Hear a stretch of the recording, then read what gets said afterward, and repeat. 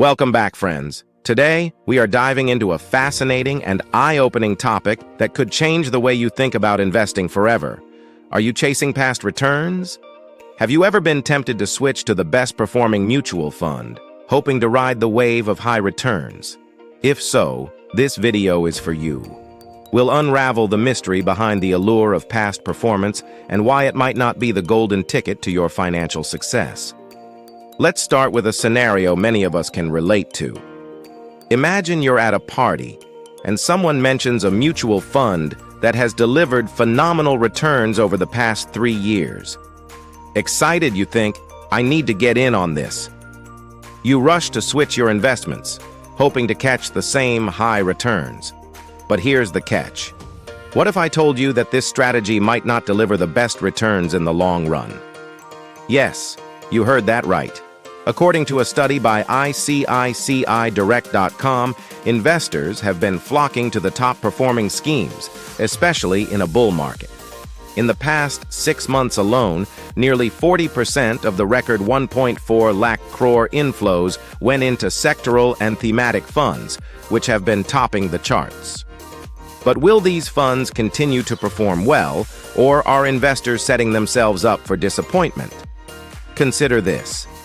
In the large cap category, the top 3 outperforming funds garnered 74% of the total inflows from December 2023 to May 2024.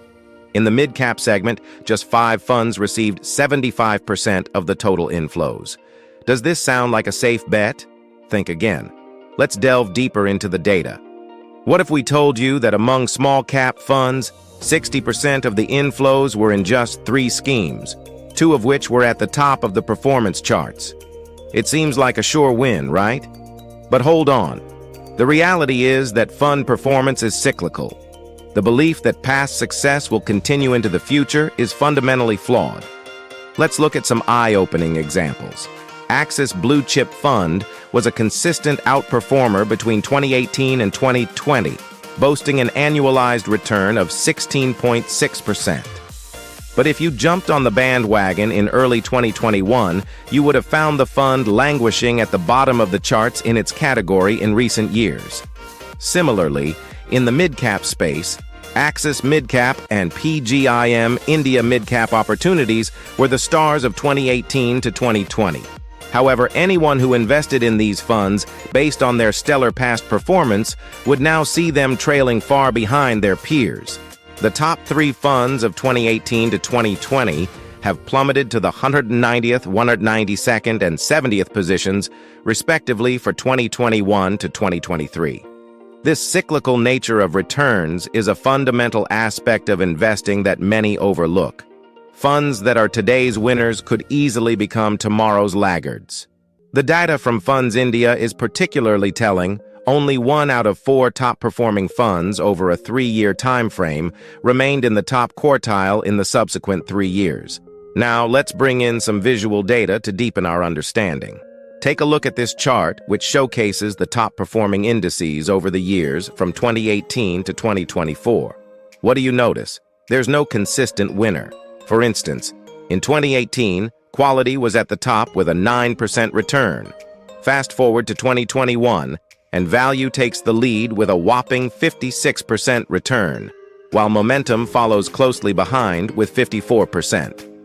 The chart vividly illustrates how different sectors and investment styles shine in different years. This volatility and rotation is part and parcel of equity investing and highlight the importance of diversification. This chart emphasizes the cyclicality and unpredictability of the market, further proving that chasing past returns is a flawed strategy. Now let's move to another compelling visual. This bar graph shows the percentage of funds that remained in the top quartile over subsequent 3-year periods. What stands out here?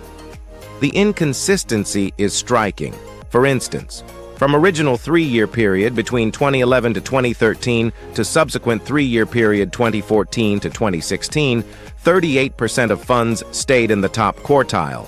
From original 3-year period between 2012 to 2014 to subsequent 3-year period 2015 to 2017, a significant 68% of funds remained in the top quartile.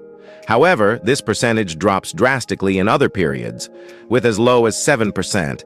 If we look at the original period between 2015 to 2017 and the percentage of funds able to maintain their top quartile position between the period 2018 to 2020.